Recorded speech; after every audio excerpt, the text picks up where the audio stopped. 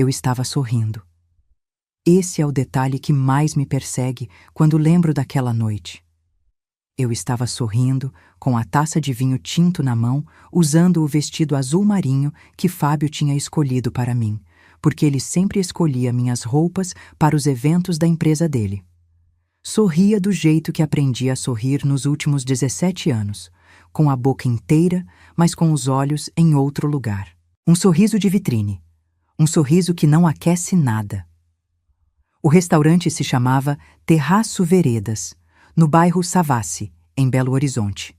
Um daqueles lugares onde as cadeiras custam mais caro do que a mesa do meu pai custou a vida inteira para comprar, onde o garçom descreve cada prato como se estivesse lendo um poema e onde as pessoas riem mais alto do que precisariam só para provar que estão à vontade, num ambiente em que não nasceram. Eu conhecia aquele tipo de lugar. Já tinha jantado em muitos assim antes de Fábio, antes de eu me tornar a esposa do Fábio Menezes. Éramos 12 pessoas à mesa. Os gerentes regionais da empresa, as respectivas esposas e namoradas, porque todos os gerentes eram homens, como Fábio sempre fazia questão de notar com um orgulho que ele mesmo não conseguia esconder. E 2 diretores que eu mal conhecia. A confraternização de fim de ano da Drummond Soluções Industriais era um evento que Fábio aguardava com uma ansiedade quase infantil. Meses antes, ele já comentava sobre o jantar, sobre quem estaria presente, sobre o que vestiria. Era o momento em que ele brilhava, ou acreditava que brilhava. Eu estava sentada à sua esquerda, como sempre. Ele preferia assim. Dizia que era para me ter por perto, mas eu já sabia, fazia anos que eu sabia, que era para me controlar o campo visual sem precisar virar a cabeça. A conversa corria entre projeções de vendas, metas do próximo trimestre e uma história que o gerente do interior, um homem chamado Robson, contava pela 3ª vez sobre uma negociação que fechou em Uberlândia.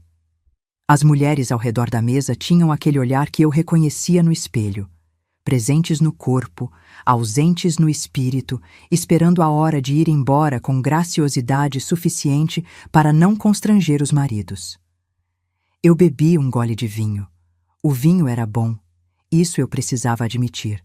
Foi então que Robson, talvez tentando incluir Fábio numa conversa que estava começando a fugir do controle dele, virou para o meu marido e perguntou, com aquele tom de camaradagem masculina que sempre me dava arrepios: "E a sua, Fábio? Trabalha em quê?" Eu me preparei. Conhecia a resposta. Tinha ouvido variações dela por anos. Fábio abriu um sorriso lento, do tipo que ele guardava para os momentos em que queria parecer generoso enquanto cravava uma faca. Apoiou o cotovelo na mesa, girou levemente a taça e disse, com uma voz projetada o suficiente para que todos os 12 ouvissem com clareza: "A Renata? Ah, a Renata cuida da casa, dos filhos. Ela depende totalmente de mim para tudo. Nunca trabalhou de verdade na vida. Eu sempre brinco que ela seria incapaz de abrir uma conta bancária sozinha." Houve uma risada. Não de todos, de 3, talvez 4 pessoas, mas houve, e eu sorri. Sorri porque era o que eu sabia fazer naquela mesa. Sorri porque 17 anos me ensinaram que reagir era pior, que discutir em público era falta de classe, que eu devia guardar para depois, e o depois nunca chegava. Sorri com a boca inteira e com os olhos em outro lugar, como sempre, como aprendi. O que eu não sabia, o que nenhum de nós 2 sabia, era que havia uma mulher do outro lado da mesa que não estava sorrindo. Ela estava me observando. Eu a tinha notado quando chegamos, claro. Era impossível não notar Cristiane Drummond. Não porque ela fosse espalhafatosa, era exatamente o oposto. Ela tinha aquela presença que algumas pessoas constroem ao longo de décadas de escolhas muito conscientes. Roupas sóbrias e perfeitamente cortadas, cabelo castanho escuro preso num coque baixo, olhos pretos que pareciam registrar tudo com uma atenção quase científica. Eu sabia que ela era a dona da empresa porque Fábio tinha me dito no caminho, numa voz levemente diferente da normal, levemente menor, levemente mais cuidadosa, o que em Fábio era o equivalente à genuflexão. Mas eu não a conhecia, ou acreditava não a conhecer. Quando as risadas se dispersaram, E Robson já tinha virado a atenção para outra coisa. Eu senti. Senti antes de ver.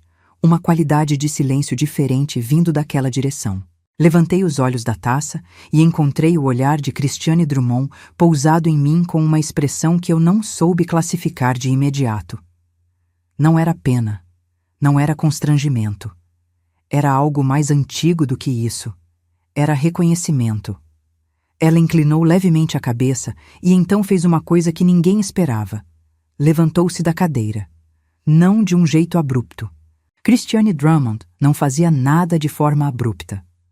Ela se levantou com a calma de quem tem todo o tempo do mundo e todo o poder da sala. Contornou a mesa devagar, com os saltos fazendo um som preciso e regular no piso de madeira, e caminhou até onde eu estava sentada. Fábio virou o rosto para ela com um sorriso automático e já começou a abrir a boca, provavelmente para alguma frase que soasse importante. Mas Cristiane não estava olhando para ele. Ela estava olhando para mim.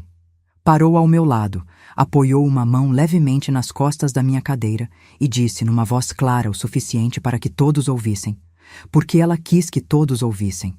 Eu entenderia isso depois. Amor, você não lembra de mim? Eu a olhei. Olhei de verdade, pela primeira vez naquela noite. E alguma coisa dentro do meu peito começou a se mover. Uma memória tentando subir à superfície através de uma camada muito espessa de anos. A gente fez faculdade juntas, ela disse. E então sorriu, um sorriso completamente diferente do meu. Um sorriso que chegava aos olhos sem pedir licença. UFMG, Engenharia Química, turma de 2002. Você era a Renata Albuquerque e era a melhor aluna da nossa turma. O silêncio que caiu sobre aquela mesa foi de um tipo que eu nunca tinha experimentado antes. Não era o silêncio constrangido de quando alguém faz uma piada que não funciona. Não era o silêncio educado de quando as pessoas fingem que não ouviram algo que ouviram perfeitamente. Era um silêncio denso, carregado, do tipo que antecede uma mudança de temperatura, quando o ar ainda está parado, mas você já sabe, no fundo do instinto, que algo está prestes a se mover.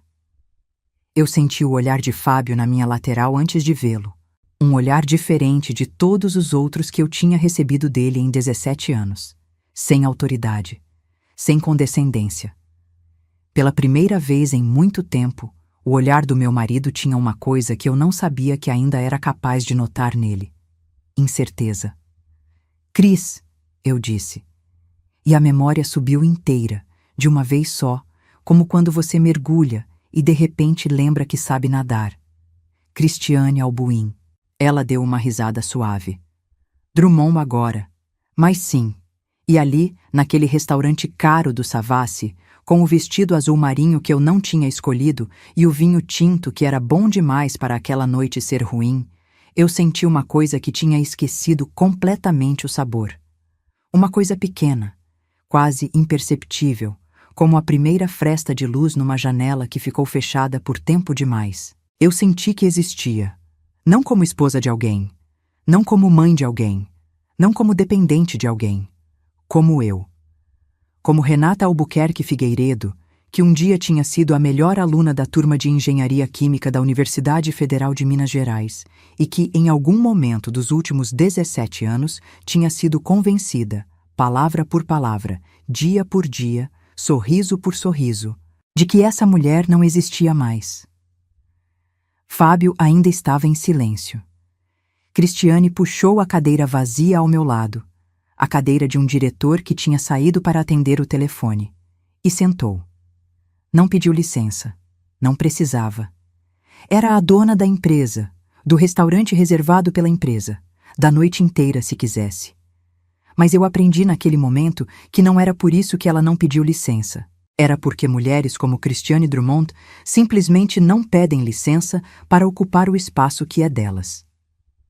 Me conta, ela disse, com aquela voz calma e direta que eu começava a reconhecer como a voz dela de sempre, a voz que ela tinha aos 22 anos quando resolvia os problemas de cálculo mais difíceis do professor Humberto na lousa.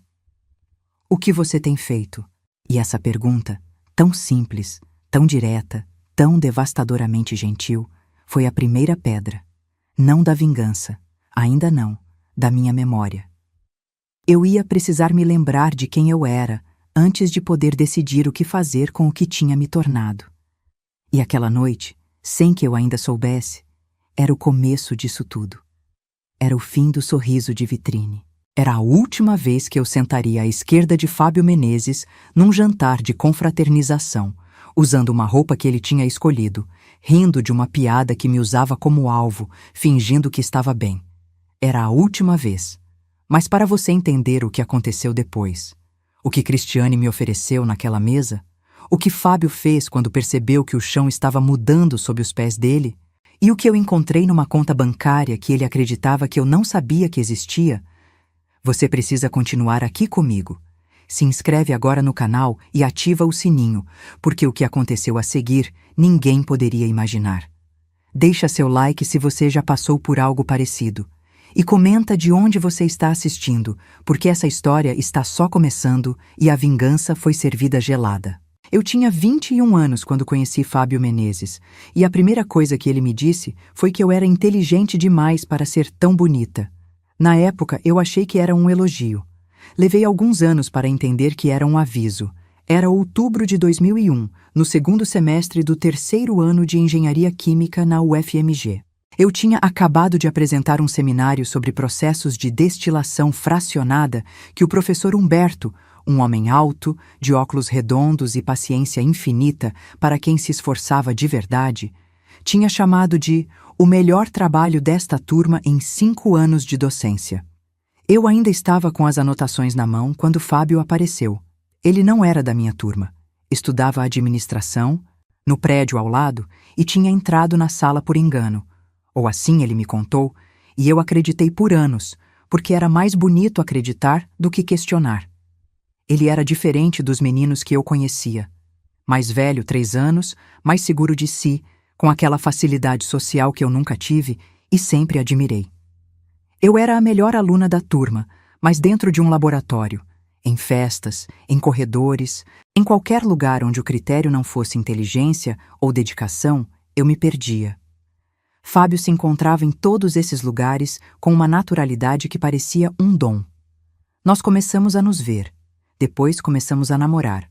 Depois, no final de 2003, quando eu estava no último ano da faculdade e ele já trabalhava numa distribuidora no centro de Belo Horizonte, ele me pediu em casamento num restaurante do bairro Funcionários, com um anel que custou tudo que ele tinha na poupança. Eu disse sim antes que ele terminasse a frase. Minha mãe chorou de felicidade. Meu pai apertou a mão dele por um tempo longo demais, do jeito que os pais apertam a mão dos homens em quem confiam as filhas. Cristiane, que na época eu ainda via toda semana, antes que as visitas fossem ficando mais raras, antes que os pretextos fossem se acumulando, me ligou na mesma noite e disse: "Você tem certeza?" Não com malícia, com aquela franqueza direta que sempre foi marca dela. Eu disse que sim, que tinha certeza, e ela disse: "Então eu fico feliz por você", com uma voz que era feliz de verdade, mas guardava alguma coisa que eu escolhi não ouvir. Nos primeiros anos, foi bom. Preciso ser honesta sobre isso, porque seria fácil reescrever o passado agora que sei o que sei, pintar tudo de cinza desde o começo, fingir que nunca fui feliz. Mas fui. Havia momentos genuínos, tardes de domingo com café passado e ele lendo o jornal enquanto eu resolvia palavras cruzadas. Viagens de carro para Ouro Preto, onde a gente parava na beira da estrada para comer broa de milho comprada de uma senhora que sentava num banquinho todo sábado. Havia coisas boas, isso é importante dizer. O problema com as coisas que vão mal devagar é que você não sente a mudança. Você sente o resultado, muito depois, quando já está tão dentro que a saída parece mais assustadora do que ficar. A primeira coisa que Fábio me pediu que abandonasse foi a vaga de estágio na Braskem. Eu tinha sido selecionada em 2004, 6 meses depois do casamento, num processo seletivo concorrido para engenheiros recém-formados. Era uma oportunidade real, o tipo de porta que, uma vez aberta, muda a trajetória de uma carreira. Fábio ouviu a notícia na mesa do jantar, mastigou em silêncio por um momento e então disse, com aquela voz razoável que ele usava para as coisas que não eram razoáveis: Camaçari é longe, Renata. Você ia ter que se mudar. E a gente acabou de comprar o apartamento. Era verdade que tínhamos acabado de comprar o apartamento. Era verdade que Camaçari ficava na Bahia. Mas eu poderia ter negociado. Poderia ter tentado. E no fundo eu sabia disso. Sabia que havia caminhos, que havia conversas que poderíamos ter tido. Mas Fábio tinha uma forma de apresentar as coisas que tornava qualquer alternativa parecer irresponsável, egoísta, imatura. Como se querer a vaga fosse uma falha de caráter da minha parte. Como se uma mulher casada que priorizasse a própria carreira estivesse de alguma forma fazendo algo errado. Eu liguei para a Braskem e agradeci pela oportunidade. Depois vieram as filhas, Luísa em 2007, Pedro em 2010. E com elas vieram mais pedidos razoáveis, que eu ficasse em casa nos primeiros anos, que a creche era cara e não compensava com o salário que eu conseguiria, que era melhor esperar eles crescerem um pouco antes de voltar ao mercado. Cada argumento fazia sentido sozinho. É só quando você os coloca um do lado do outro, em ordem cronológica, que você vê o desenho que eles formam. Não era uma série de decisões práticas, era uma arquitetura. Construída tijolo por tijolo, pedido por pedido, ano por ano, até que eu acordei um dia com 42 anos, sem registro em carteira, sem currículo atualizado, sem rede profissional, completamente dependente de um homem que usava essa dependência como argumento em jantares para fazer os colegas rirem. No meio desse período, em 2011, quando Luísa tinha 4 anos e Pedro ainda era bebê, minha mãe morreu. Câncer de ovário. 7 meses do diagnóstico ao fim. Eu fui para a casa dela em Contagem toda semana durante esses 7 meses, levando as crianças, ficando quando podia, segurando a mão dela quando o tratamento ficava pesado demais. Fábio aparecia nos finais de semana quando conseguia. Às vezes, não conseguia. Trabalho, Renata. Você sabe como é. Eu sabia. Eu sempre soube. Quando minha mãe morreu, ela deixou para mim o apartamento onde tinha morado nos últimos 20 anos. Um apartamento de 2 quartos no bairro Eldorado, em Contagem, e uma caderneta de poupança com R$380 mil. Dinheiro de décadas de economia, de uma vida inteira de cuidado e parcimônia, de uma mulher que nunca gastou com supérfluo porque acreditava que o futuro sempre chegava e era melhor estar preparada. Fábio soube do apartamento e da poupança na semana seguinte ao funeral. A gente devia vender o apartamento, ele disse, juntar com a poupança dela e abater o financiamento da casa. Eu olhei para ele durante alguns segundos. E então, pela primeira vez em muitos anos, não sei de onde veio, mas veio, eu disse não. Não gritei, não expliquei, não pedi desculpa. Disse não. Ele ficou quieto. Depois disse que eu estava sendo sentimental e que era compreensível, dado o momento. E passou para outro assunto como se o não tivesse sido uma vírgula e não um ponto final. Mas eu fiz. Vendi o apartamento de Contagem 19 meses depois. Esperei o tempo que achei justo para não parecer precipitado. Somei ao valor da poupança e abri uma conta em meu nome exclusivo num banco diferente do que Fábio usava. R$380 mil inteiros. Porque o apartamento vendeu por um valor que cobriu as despesas do inventário e ainda sobrou. Não contei para ele. Não sei ao certo por que não contei. Naquele momento, eu me disse que era porque ele ia querer usar o dinheiro para algo que eu não queria. E essa justificativa era verdadeira. Mas havia algo mais embaixo dessa verdade. Algo que eu não estava pronta para nomear ainda. Uma parte de mim que sabia, que sempre soube, que nunca deixou de saber completamente, mesmo quando eu fingia não saber, que um dia eu ia precisar daquele dinheiro para sair. Os anos seguintes foram os mais difíceis de nomear porque foram os mais graduais. Fábio cresceu na empresa. Foi promovido a gerente regional em 2015, depois a gerente sênior em 2018. Com cada promoção veio um salário maior, uma arrogância maior, uma paciência menor. As piadas sobre minha dependência foram se tornando mais frequentes. Primeiro só em casa, entre nós, e eu aprendi a deixar passar. Depois na frente de amigos. Depois, naquela noite no terraço Veredas, na frente de 12 pessoas, sem sequer baixar a voz. O anel de formatura da UFMG ficou no porta-joias desde 2016. Fábio tinha dito, numa noite comum, enquanto eu me preparava para uma festa de aniversário de uma vizinha, que o anel era antiquado e que eu parecia aquelas mulheres que ficam se gabando de diploma. Eu tirei o anel, coloquei no porta-joias e não voltei a usá-lo, mas eu nunca joguei fora. Isso também é importante. Na noite do jantar, depois que Cristiane foi embora, ela ficou mais 40 minutos à mesa, conversando comigo com aquela atenção total que eu tinha esquecido que existia. Fábio foi silencioso durante todo o trajeto de volta para casa. Não o silêncio vazio de sempre. Um silêncio novo, cheio de coisas que ele estava calculando e que eu podia quase ouvir. Quando a gente chegou em casa e Luísa, que tinha ficado cuidando do Pedro, perguntou como tinha sido. Fábio disse bem e subiu para o quarto. Eu fiquei na cozinha com minha filha de 15 anos, aquecendo um leite que nenhuma de nós ia beber.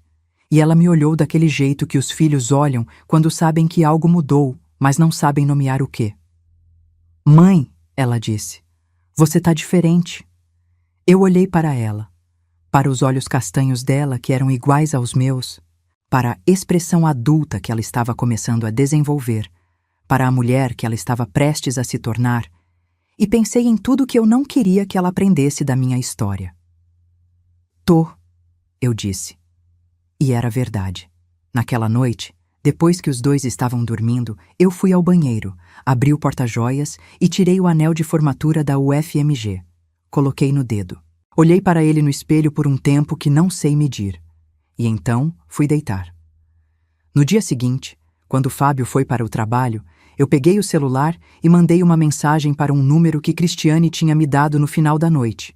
Escrito no guardanapo de papel do restaurante, com uma caneta que ela tinha tirado da bolsa, com a naturalidade de quem sempre carrega instrumentos para escrever coisas importantes. A mensagem era simples. Cris, sou a Renata. Você disse que queria conversar de verdade. Posso? Ela respondeu em 4 minutos. Pode. Almoço amanhã. Eu escolho o lugar. E foi aí que tudo começou de verdade. Não a vingança ainda. Essa viria depois, construída com muito mais cuidado do que Fábio jamais imaginou que eu era capaz de ter. Mas o princípio de tudo. A primeira decisão consciente que eu tomava em anos. A primeira vez que eu agia a partir de mim mesma, para mim mesma, sem pedir licença e sem esperar aprovação. Porque enquanto Fábio estava no trabalho convencido de que eu estava em casa sendo a mulher que ele tinha me transformado, eu estava começando, silenciosamente, a me lembrar da mulher que eu era antes dele. E essa mulher, a Renata Albuquerque, a melhor aluna da turma de Engenharia Química da UFMF, a mulher com R$380 mil numa conta que o marido não sabia que existia, essa mulher tinha planos. O restaurante que Cristiane escolheu era o oposto do terraço Veredas. Um lugar pequeno na rua Pyong-yi, no bairro Santo Antônio, com mesas de madeira sem toalha, cadeiras de ferro pintadas de verde escuro e um cardápio escrito à mão, num quadro negro atrás do balcão. O tipo de lugar que não precisa se esforçar para parecer bom porque é bom de verdade, onde o feijão tropeiro cheira a alho desde a calçada e o suco de caju vem numa jarra de vidro com pedras de gelo que derretem devagar enquanto você conversa. Cristiane já estava lá quando cheguei. Sem assessora, sem motorista esperando do lado de fora, sem nenhum dos acessórios de poder que eu teria esperado de uma mulher que dirigia uma empresa com 230 funcionários. Ela tinha um caderno aberto na mesa, uma caneta na mão e um copo de água pela metade. Me viu entrar e fechou o caderno sem pressa. Você usou o anel, ela disse quando eu me sentei. Eu olhei para a mão sem querer.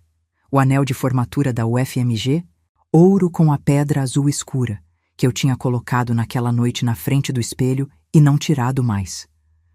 Usei, eu disse. Ela não comentou mais nada. Pediu o almoço com a intimidade de quem conhece o lugar há anos, e provavelmente conhecia. E então me olhou com aquela atenção direta que eu já estava começando a reconhecer como a forma dela de dizer que estava pronta para ouvir de verdade. Eu contei. Não tudo de uma vez, não em ordem, não de forma organizada. Saiu do jeito que as coisas saem quando ficam presas por tempo demais. Aos pedaços, em ordem errada, com algumas partes repetidas e outras que eu pulei sem querer porque ainda doíam no lugar onde as palavras não chegam. Contei sobre a Braskem, sobre os anos em casa, sobre minha mãe e o dinheiro que eu não tinha contado para Fábio, sobre o anel no porta-joias, sobre o sorriso que eu usava em jantares. Cristiane ouvia sem interromper. Só uma vez ela parou, quando eu cheguei na parte do jantar, na frase que Fábio tinha dito. E minha voz ficou estranha no meio da palavra depende. Ela estendeu a mão sobre a mesa e pousou sobre a minha, brevemente, com uma pressão firme e seca que não era pena, era reconhecimento. Como se dissesse, eu ouvi, isso foi real, você não está exagerando. Quando eu terminei, o feijão tropeiro estava frio na minha frente e eu não tinha percebido. Cristiane ficou quieta por alguns segundos. Depois disse: você sabe que eu precisaria de uma engenheira química, né? Eu levantei os olhos. Não como favor, ela continuou com uma firmeza que deixou claro que a palavra favor estava proibida naquela conversa. A gente está abrindo uma linha de processos industriais em parceria com uma empresa do interior de São Paulo. Eu precisava de alguém que entendesse de destilação, de controle de qualidade, de laudos técnicos. Já estou há 3 meses tentando contratar e não achei ninguém que me convencesse completamente. Ela inclinou a cabeça levemente. Você se lembra do seminário de destilação fracionada que apresentou no 3º ano? Sim, eu disse num sopro. O professor Humberto me ligou no ano passado, por coincidência, completamente sem saber dessa conversa que a gente estava destinada a ter. Um canto da boca dela subiu. Ele ainda se lembra do seu trabalho. Disse que foi o melhor que viu na vida docente dele.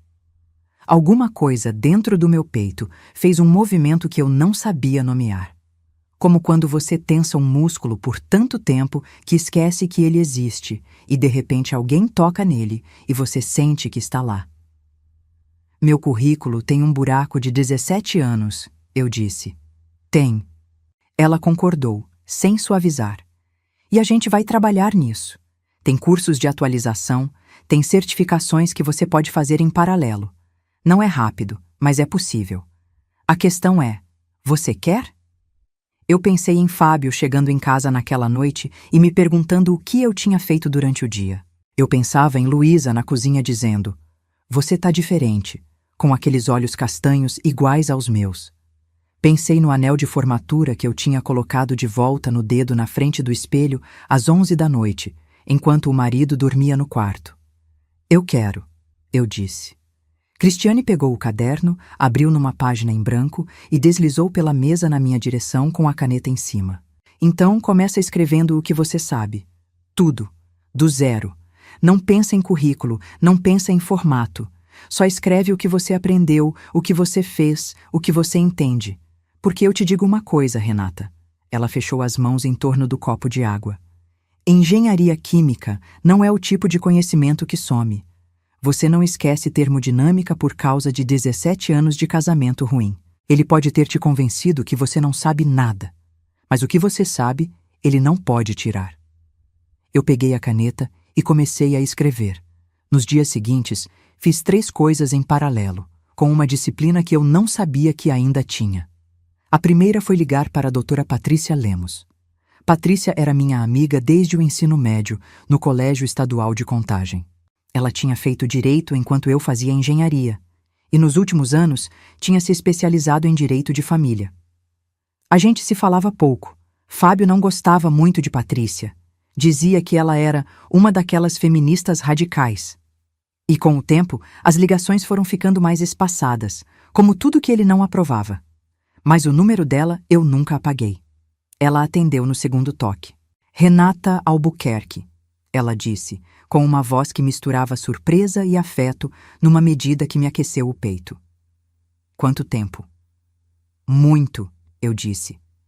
Patty, eu preciso de uma consulta, como advogada, sobre divórcio. Houve uma pausa de 2 segundos. Depois, ela disse: Quando você pode vir? Me encontrei com Patrícia no escritório dela no bairro Lourdes na quinta-feira seguinte, numa sala com estantes até o teto, cheiro de papel e ar-condicionado no limite do suportável. Ela me ouviu por 1h30, fazendo perguntas precisas, anotando num bloco com aquela letra miúda e inclinada que eu lembrava desde os 17 anos. Quando terminei, ela pousou a caneta e me olhou com uma expressão profissional, mas não fria. Você está em boa posição, ela disse. O patrimônio construído durante o casamento entra na divisão.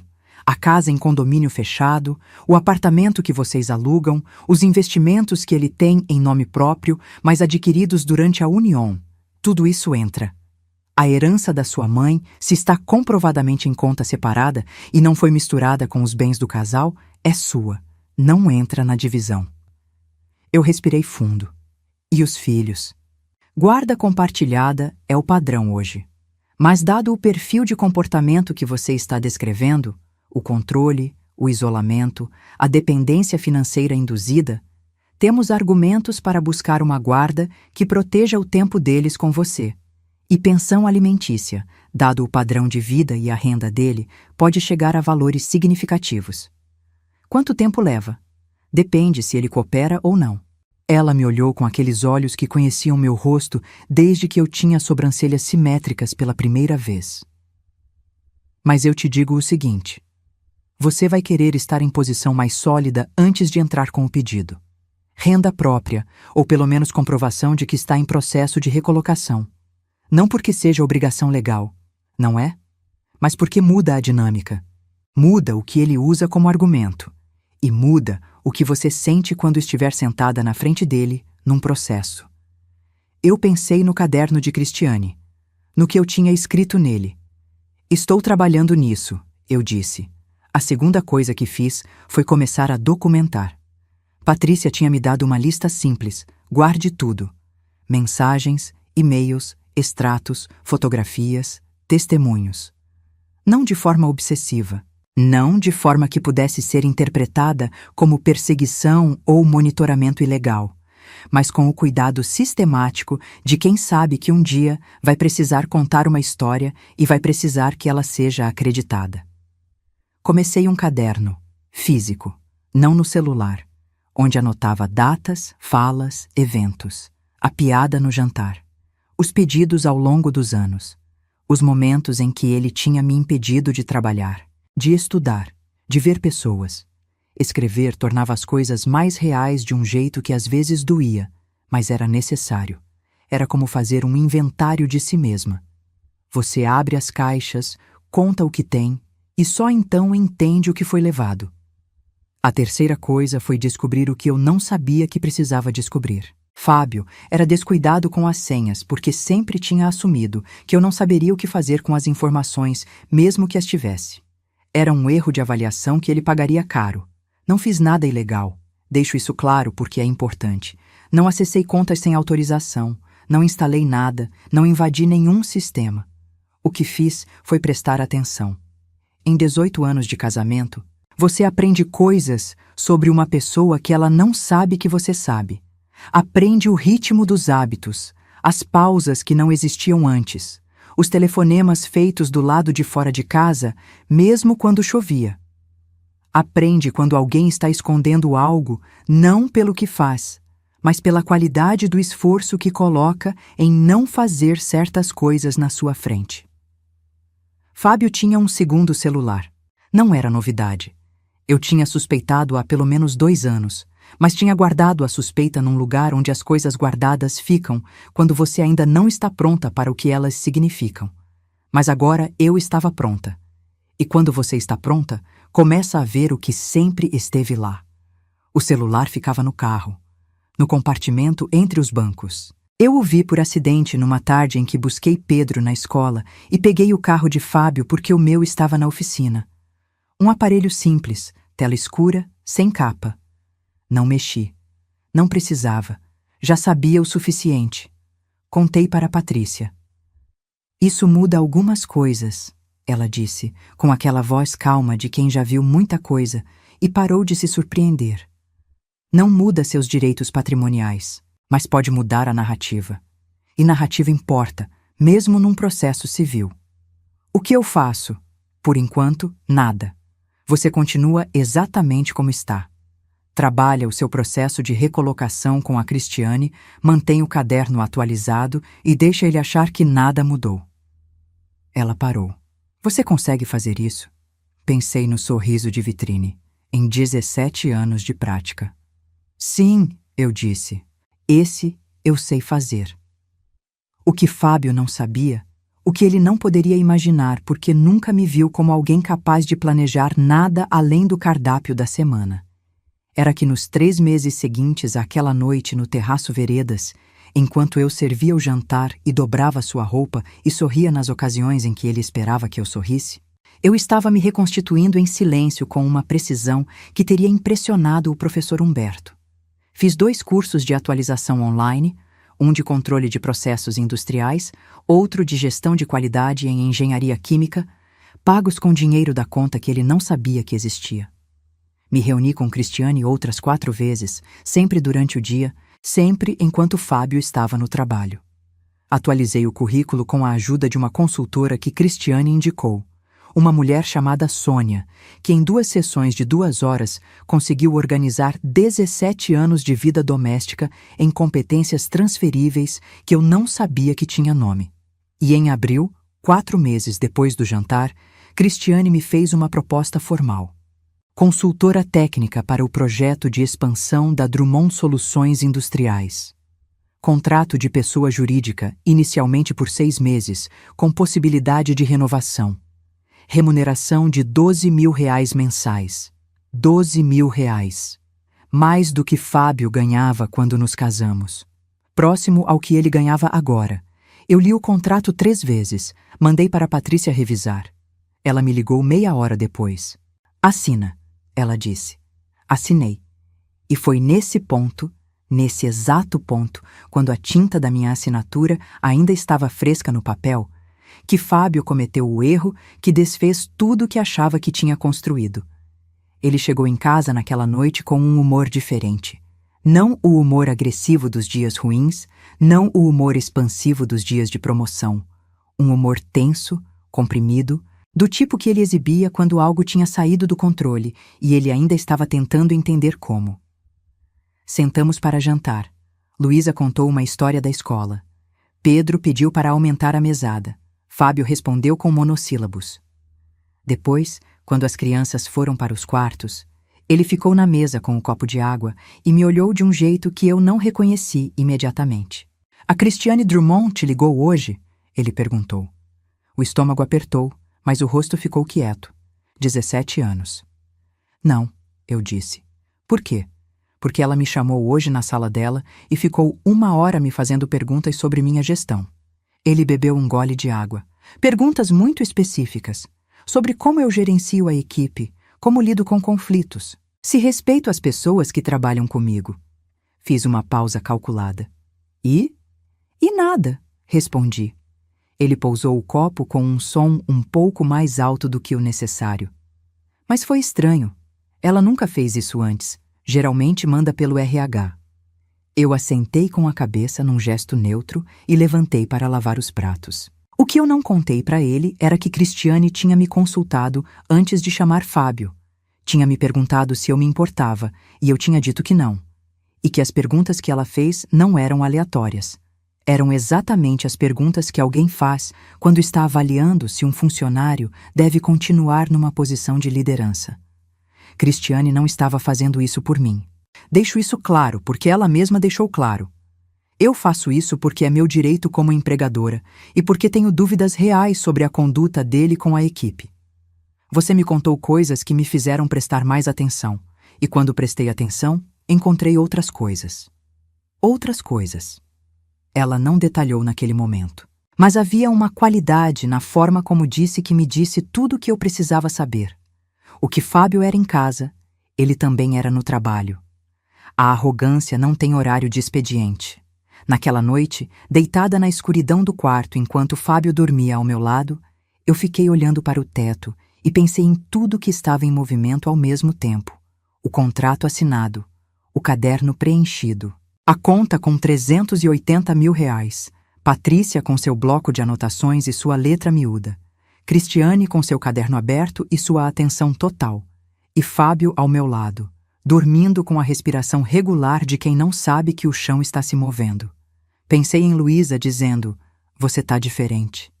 Pensei que ela ia entender um dia, que eu ia contar para ela, quando ela tivesse idade suficiente para ouvir a história inteira, não a versão suavizada, não a versão onde a mãe é só vítima e o pai é só monstro, porque a verdade raramente cabe nesses dois papéis. A versão real, com todas as suas complicações e os seus anos bons e os anos que não foram bons, e a noite num restaurante do Savassi, onde uma mulher veio até a minha mesa e me perguntou se eu me lembrava dela. E ia dizer para Luísa, "Nunca deixe ninguém te convencer de que você não é capaz. Nunca deixe um sorriso de vitrine se tornar o único que você sabe dar. E nunca, nunca jogue fora o anel de formatura." Fechei os olhos. No dia seguinte, eu ia começar a trabalhar. E Fábio Menezes ia começar a entender, pela primeira vez em 17 anos, que a mulher que ele pensava que conhecia nunca tinha existido. O que existia era eu. E eu estava só começando. O processo começou numa segunda-feira de maio, às 8h40 da manhã, quando Patrícia entrou com o pedido de divórcio no cartório do bairro Funcionários, o mesmo bairro onde Fábio tinha me pedido em casamento 21 anos antes, num restaurante que nem existia mais. Eu não estava presente.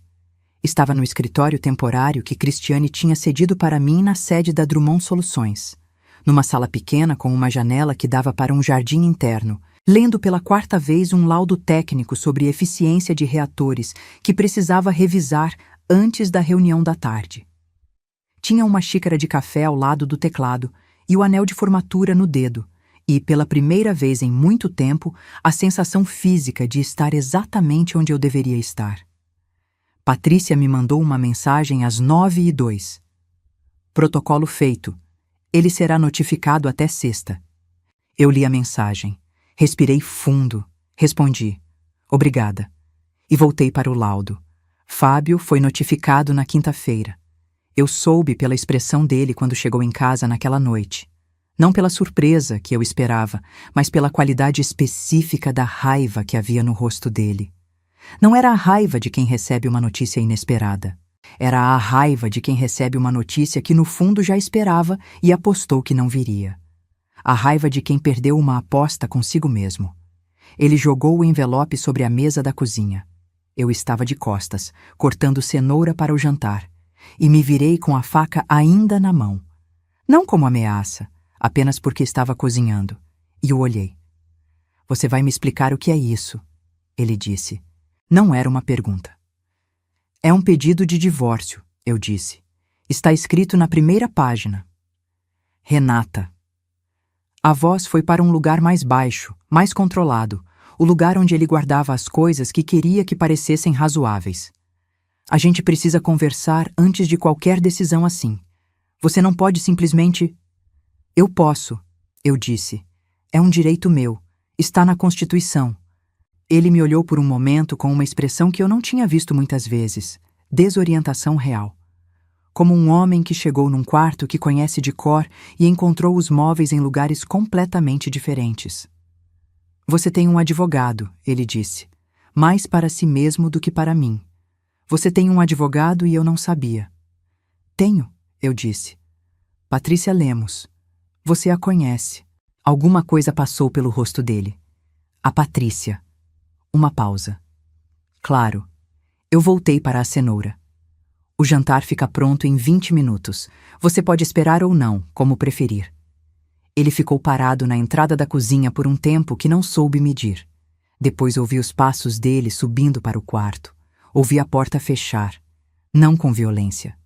Fábio raramente usava violência física. Seu repertório era mais sofisticado do que isso, com uma firmeza que dizia tudo o que ele não tinha dito em voz alta. Naquela noite, ele dormiu no quarto de hóspedes. Eu dormi na nossa cama, no centro, com os braços abertos para os dois lados. E pela primeira vez em anos não fiquei na borda. Os dias seguintes foram os mais estranhos que já vivi. Há uma qualidade particular no tempo que passa dentro de uma casa quando um casamento está sendo desmontado, e todo mundo sabe, mas ninguém fala abertamente para as crianças ainda. Luísa percebeu imediatamente. Ela sempre percebia tudo, e andava pela casa com uma cautela de quem testa o piso antes de colocar o peso. Pedro, mais novo, mas dentro do próprio mundo, perguntou uma vez no café da manhã por que o pai tinha dormido no quartinho, e eu disse que ele tinha chegado tarde e não queria me acordar. E ele aceitou com a fé irrestrita de 12 anos em qualquer explicação que venha da mãe. Fábio contratou um advogado em 48 horas. Um advogado caro, de um escritório grande no centro, especializado em direito patrimonial, o que me disse tudo sobre onde ele pretendia travar a batalha. Patrícia me ligou quando recebeu a identificação do advogado dele e disse, com uma calma que era o oposto do que eu sentia: bom sinal, ele está levando a sério. Isso significa que vai querer negociar. Ou que vai dificultar tudo, eu disse. Também. Mas eu prefiro um adversário que levanta a guarda. É mais previsível do que um que finge que não está lutando. Uma pausa. Renata, tem uma coisa que preciso te contar. Minha investigação patrimonial encontrou algo que você precisa saber. Ela me contou durante 40 minutos. Eu ouvi sem interromper, sentada no carro estacionado na rua, em frente a Drummond Soluções, com o motor desligado e o ar quente de maio de Belo Horizonte entrando pela janela entreaberta. O apartamento que eles alugavam, o apartamento que constava nos bens do casal, que rendia R$ 2.800 por mês de aluguel, não estava registrado em nome dos dois. Estava em nome de Fábio exclusivamente, porque em 2009, quando compraram o imóvel, ele tinha me pedido para assinar uma procuração simplificada dizendo que era burocracia bancária, e eu tinha assinado sem ler com a atenção que deveria ter lido, o que significava que ele tinha recebido R$ 2.800 por mês durante 15 anos, mais de R$ 500 mil em valores acumulados, de um imóvel comprado com dinheiro do casal, mas registrado só no nome dele, e que esse dinheiro tinha ido para uma conta que eu nunca tinha visto um extrato. R$ 540 mil, ao longo de 15 anos, desviados na prática de um patrimônio que era de 2 para uma conta que era de 1. Fiquei olhando para a rua por um tempo que não sei medir. Isso é crime? Eu perguntei. Na esfera civil, é sonegação de patrimônio conjugal. Na esfera criminal, Patrícia escolheu as palavras com o cuidado dela. Há argumentos. Não vou prometer o que não posso garantir, mas na esfera civil é devastador para a posição dele. Ele vai ter que explicar para um juiz onde foi esse dinheiro. Liguei o motor. Patrícia. Sim. Vai fundo.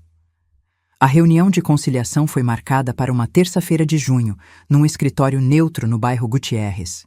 Sala de reuniões com mesa oval, cadeiras de couro preto, uma jarra de água no centro que ninguém tocou. Eu estava com Patrícia. Fábio estava com o advogado dele, um homem chamado Dr. Augusto Cavalcante, de terno cinza e expressão de quem cobra pelo silêncio também. Fábio chegou 5 minutos atrasado. Não sei se foi estratégia ou hábito. Com ele sempre foi difícil distinguir os dois. Sentou do lado oposto da mesa e me olhou por um momento antes de olhar para os advogados. Naquele olhar havia muitas camadas, e eu as conhecia todas. Havia raiva, havia cálculo. Havia, bem no fundo, uma coisa que eu nunca tinha visto no rosto dele antes e que levei um momento para nomear. Havia respeito. Não o tipo de respeito que você sente por alguém que admira. O tipo que você sente por um adversário que subestimou. Dr. Augusto abriu com uma proposta que era, nas palavras de Patrícia depois, um insulto com formatação jurídica. Divisão do imóvel principal com deságio de 30% pelas condições de mercado. Pensão alimentícia de R$ 3.200. Guarda compartilhada com residência principal paterna. considerando a situação profissional em desenvolvimento da requerente. Situação profissional em desenvolvimento. Eu olhei para Patrícia. Ela estava escrevendo num bloco sem levantar os olhos, mas o canto da boca dela se moveu 1 milímetro. O equivalente, para Patrícia Lemos, a uma gargalhada. Ela respondeu com calma cirúrgica. Apresentou o laudo patrimonial completo. Apresentou os extratos do apartamento, os 15 anos de aluguel, a conta separada. Apresentou meu contrato com a Drummond Soluções. Apresentou uma declaração de Cristiane, voluntária, não solicitada por mim. Isso Patrícia fez questão de dizer, descrevendo minhas qualificações técnicas e o valor do meu trabalho para a empresa. Doutor, Augusto ficou quieto por um tempo longo. Fábio ficou olhando para a mesa. Minha cliente, disse Patrícia, com a voz de quem está lendo uma sentença que já foi decidida, está disposta a resolver isso de forma amigável e rápida. O que ela não está disposta é a aceitar uma proposta que ignora 15 anos de gestão indevida de patrimônio conjugal. Se o acordo não for satisfatório aqui, seguimos para o contencioso, e no contencioso, esses extratos vão para o processo. Dr. Augusto pediu uma pausa. Saiu com Fábio para o corredor. Eu fiquei na sala com Patrícia. Bebi um gole de água, a primeira pessoa a tocar na jarra. Olhei pela janela para uma árvore que crescia na calçada lá embaixo, uma quaresmeira com flores roxas que ninguém tinha pedido para crescer ali, mas que cresceu do mesmo jeito. Você está bem? Patrícia perguntou em voz baixa. Estou, eu disse. E era verdade de um jeito que eu ainda estava aprendendo a reconhecer. Não a paz de quem nunca foi ferido, mas a estabilidade de quem foi ferido, sobreviveu e está de pé. Eles voltaram em 12 minutos. Doutor, Augusto apresentou uma nova proposta. Divisão igualitária dos imóveis, incluindo o apartamento. Restituição de R$270 mil referentes ao período em que os aluguéis não foram partilhados. Patrícia tinha pedido o valor integral de 540. Eles ofereceram metade. E ela me olhou como quem diz, é o que vamos conseguir hoje sem ir a júri. Pensão alimentícia de R$7 mil mensais. Guarda compartilhada com residência principal materna. Quase tudo o que eu tinha pedido. Não tudo. Nunca é tudo, mas quase. Olhei para Patrícia. Ela acenou levemente com a cabeça. Olhei para Fábio. Ele estava olhando para mim também. E pela primeira vez em 17 anos... Talvez pela primeira vez desde a noite em que eu tinha dito não sobre o apartamento da minha mãe, e ele tinha passado para outro assunto como se fosse uma vírgula. Ele parecia não saber o que dizer. Fábio, eu disse, numa voz que surpreendeu até a mim. Calma, direta, sem raiva e sem afeto, o tom de quem está encerrando uma conta.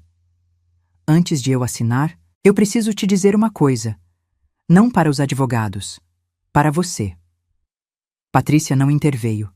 Dr. Augusto olhou para ela, ela não correspondeu, e ele ficou quieto. Você passou 17 anos me convencendo de que eu não era capaz de nada sem você, eu disse. E por muito tempo eu acreditei. Não porque eu fosse ingênua, eu nunca fui ingênua, mas porque você foi consistente, e consistência desgasta qualquer coisa com o tempo. Até as rochas. Você me desgastou. Fiz uma pausa. Mas você cometeu um erro. Você me desgastou na frente de alguém que me conheceu antes de você. E ela se lembrou de quem eu era quando você ainda não sabia que eu existia. Fábio não disse nada, mas os olhos dele, os olhos que eu tinha aprendido a ler em quase 2 décadas, disseram tudo. Havia algo ali que eu não esperava encontrar. Vergonha. Não o constrangimento superficial de quem foi pego. Vergonha real, que vai mais fundo, que reconhece a diferença entre o que fez e o que poderia ter sido. Não me comoveu. Não era para me comover. Era informação. Não estou fazendo isso por raiva, eu continuei. Estou fazendo porque meus filhos merecem ver a mãe deles inteira e porque eu mereço me ver inteira também. Peguei a caneta que Patrícia tinha posto à minha frente. Pode continuar. Assinei. 3 semanas depois, Cristiane me chamou na sala dela no final do expediente. Eu soube pelo tom da mensagem que havia uma novidade. Cristiane não convocava reuniões de última hora para coisas sem importância. Sentei na cadeira de frente à mesa dela. A mesa que eu tinha aprendido que era onde as coisas reais eram decididas. E ela me olhou com aquela expressão que eu estava aprendendo a decifrar. Séria por fora, satisfeita por dentro, como alguém que está prestes a entregar uma carta que demorou para escrever, mas que ficou certa. Tomei uma decisão sobre a estrutura da empresa, ela disse. Vou criar uma diretoria técnica, supervisão de todos os projetos industriais, controle de qualidade, interface com os clientes de engenharia. Uma pausa. Você seria a diretora. Eu fiquei quieta por alguns segundos. Cristiane, não é favor, ela disse antes que eu terminasse. Já te disse isso uma vez, não vou ficar repetindo. Você passou 3 meses produzindo laudos que minha equipe levava 6 para fazer. Você encontrou um erro num reator da linha de São José do Rio Preto que ia nos custar R$800 mil em recall se não tivesse sido detectado. Você é a pessoa mais qualificada que tenho para essa posição. Ela inclinou a cabeça. Além disso, colocaria você numa faixa salarial de R$22 mil mensais, com participação nos resultados. O que significa que a pensão alimentícia que você vai receber vai virar complemento, não sustento. R$22 mil. Pensei em Fábio dizendo, ela depende totalmente de mim, numa voz projetada para 12 pessoas ouviriam. Pensei em mim mesma sorrindo com a boca inteira e os olhos em outro lugar. Pensei na quaresmeira que crescia na calçada sem pedir licença a ninguém. Aceito, eu disse. Cristiane estendeu a mão sobre a mesa. Não para um aperto formal, para um aperto real de 2 pessoas que se reconhecem. Apertei.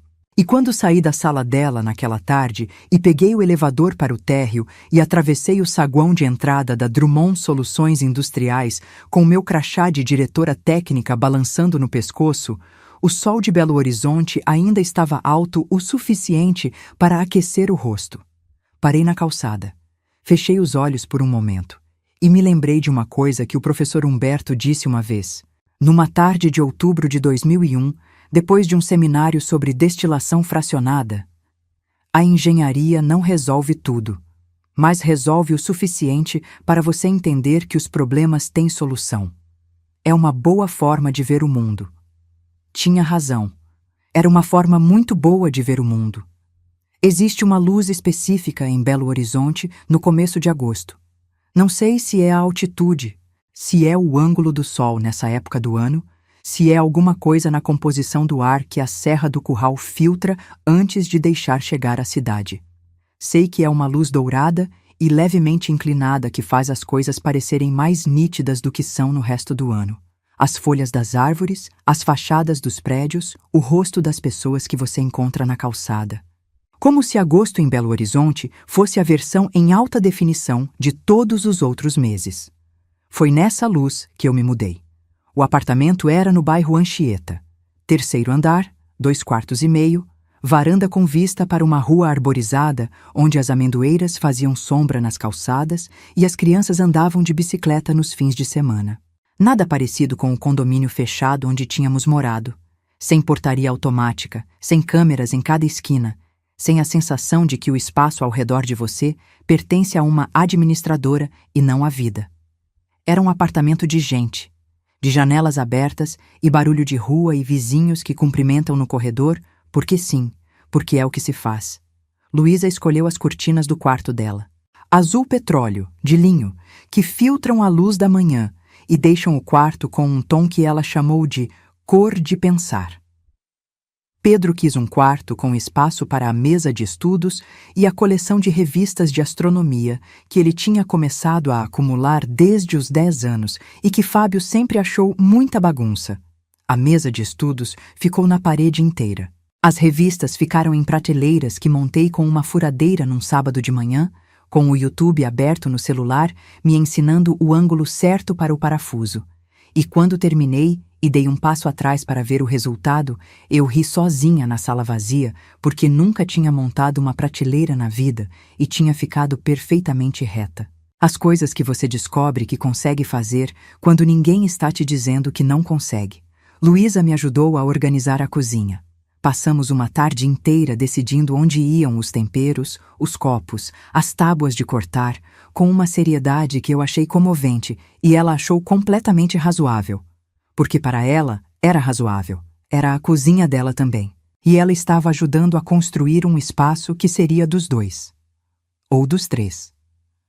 Quando Pedro estava conosco, a cozinha tinha um cheiro de fritura e risada que eu guardei nos pulmões, como se pudesse usar depois. No primeiro fim de semana no apartamento novo, os três dormimos na sala. Foi ideia de Pedro, dita com a falta de cerimônia de 12 anos. Mãe, a gente podia pegar os colchonetes e dormir todo mundo junto essa noite, tipo acampamento.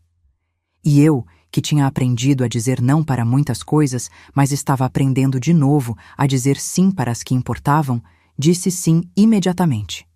Ficamos até tarde com o abajur de chão aceso, comendo pipoca que Luísa fez com muito mais manteiga do que o necessário, assistindo a um filme que Pedro escolheu e que ninguém além dele entendia completamente. Em algum momento eles dormiram, um de cada lado de mim, com o peso específico dos filhos quando dormem.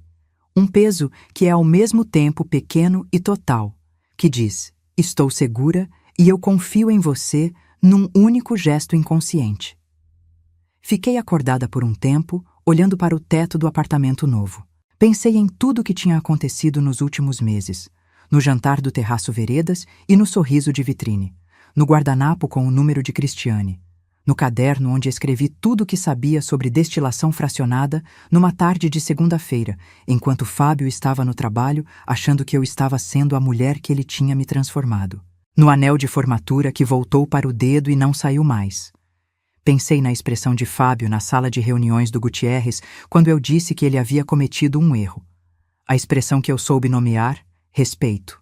Tarde demais. E pensei, com uma honestidade que só é possível às 2 da manhã num apartamento novo com os filhos dormindo do seu lado, que não havia um vilão limpo nessa história. Havia um homem que me diminuiu por anos, sim. Mas havia também uma versão de mim que permitiu, que escolheu o sorriso de vitrine em vez do confronto porque o confronto parecia mais caro do que eu podia pagar. Havia medos que eram meus, não dele. Havia anos em que eu sabia e escolhi não saber, porque não saber era mais suportável.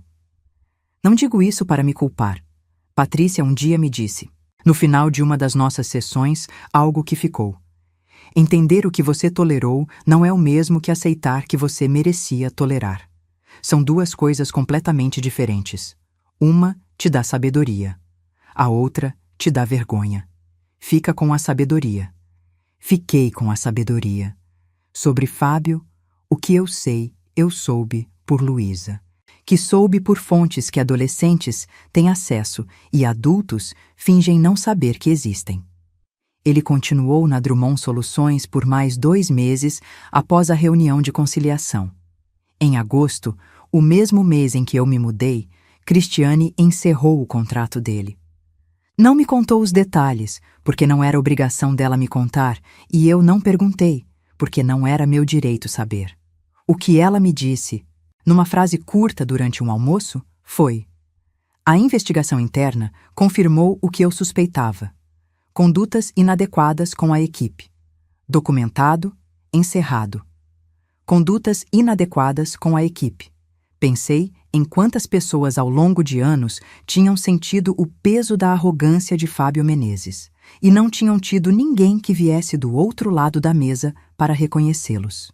Pensei em quantas histórias existem que nunca chegam ao ponto onde alguém presta atenção. Fábio arrumou outro emprego 3 meses depois, numa empresa menor, numa posição abaixo da que tinha. Luísa me contou isso com uma neutralidade cuidadosa de quem está tentando não tomar partido. E eu ouvi com a mesma neutralidade e disse, tudo bem, fico feliz que ele tenha trabalho. E era verdade. Não queria que ele fosse destruído. Queria que ele entendesse. São coisas diferentes, e nem sempre as duas acontecem, e você aprende a viver com isso.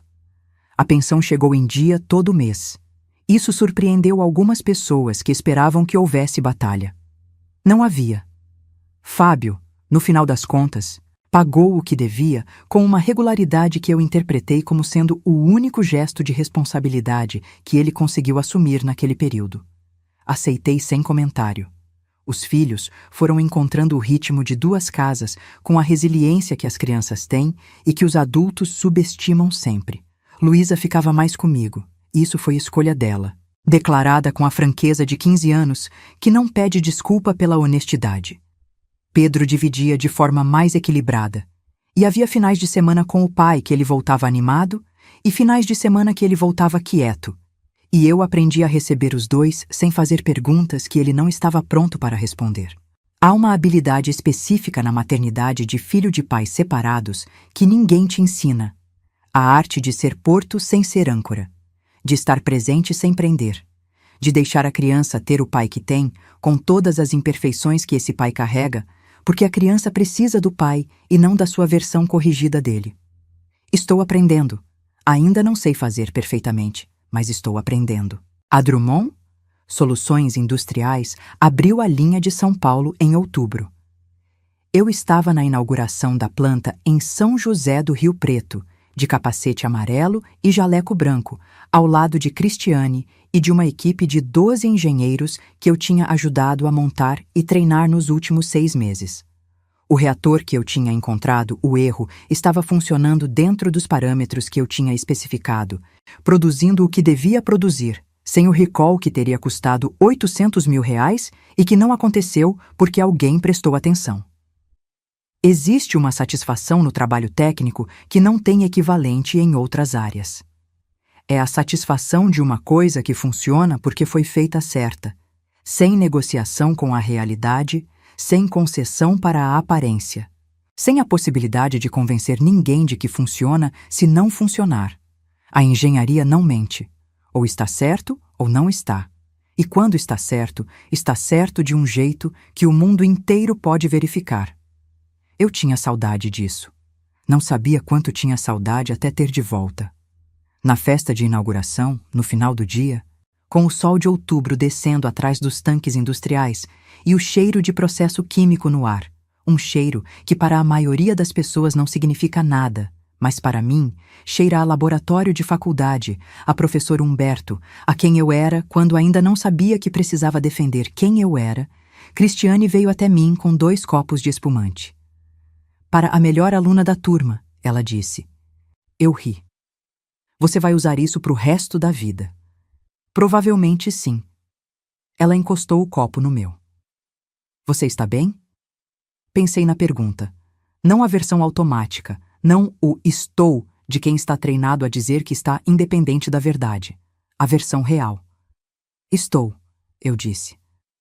De um jeito que não estive em muito tempo. Talvez de um jeito que nunca estive, porque antes eu estava bem, mas não sabia o quanto podia melhorar. Bebi um gole. Isso faz sentido? Faz todo o sentido, ela disse. Ficamos um tempo em silêncio, olhando para a planta industrial que existia, em parte porque eu tinha prestado atenção num laudo que outro engenheiro teria deixado passar. Silêncio do bom, do tipo que não precisa ser preenchido. Cris, eu disse depois de um momento. Naquela noite no Savassi, quando você veio até a minha mesa. Olhei para ela. Você sabia o que ia acontecer? Que ia mudar as coisas?